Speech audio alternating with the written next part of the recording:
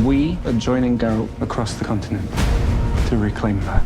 I'm so thrilled to talk about this new chapter of The Witcher because obviously Liam is taking the mantle of Geralt of Rivia. Lauren, to start with you, when it was coming to terms with recasting Geralt, why was there the decision to kind of just continue the same Geralt story rather than do any kind of like magic or some other kind of story to explain why he looks a little different? It's actually such a great question, and you are the only person who's ever asked that. So fantastic.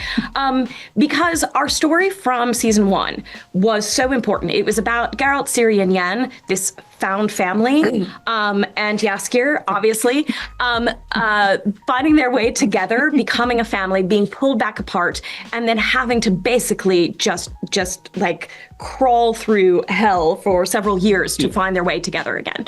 So to suddenly have Geralt as part of a different story, it would mean the entire series would break apart. Yeah. And we had a lot of faith in Liam being able to come in and actually pick up where we'd left off. And I think it was a bold choice, and I think it's one that we're so happy we made. I was going to say, in that first episode, I really couldn't tell the difference. And I say that with the highest of compliments. It didn't feel like an impression, but it felt like the same Geralt, which is so wonderful as a longtime fan of The Witcher.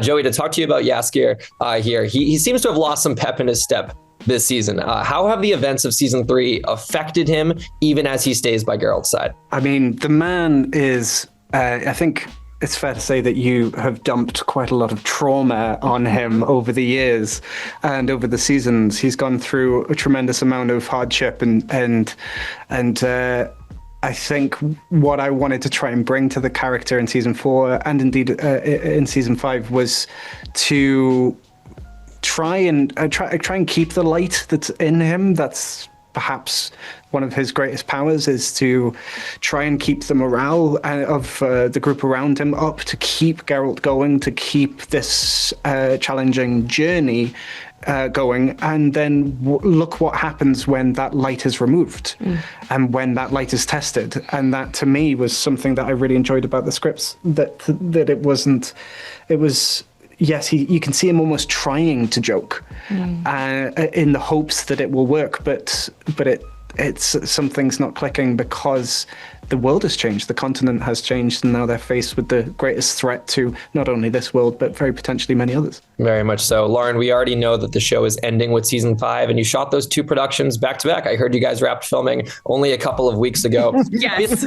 The Witcher lore is so extensive and so expansive. So when it came to selecting the stories that you were going to use in this 4th season and the final season of season 5, what did that thought process look like? Oh, it's a great question. It really is. We treated in the writer's room season 4 and 5 as one large story. We knew we had to break it up in terms of how it would be launched on Netflix, but truly it's the story of this family journeying back together. And I think when we're choosing specifically what details to include from the books, we look for a really sort of a diverse sort of swath of things. I think obviously there are really important plot moments, but this goes kind of to the question you just asked Joey, which is we also make sure that there's parts of the books that are just nothing but fun. We don't want to leave all of those out either. Yeah. So I think it's really, I mean, this is where the writers are really helpful. They all are scholars of the books.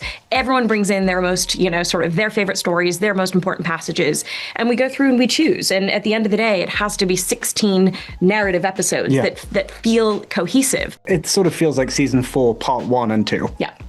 I think that's how I read it. Yeah.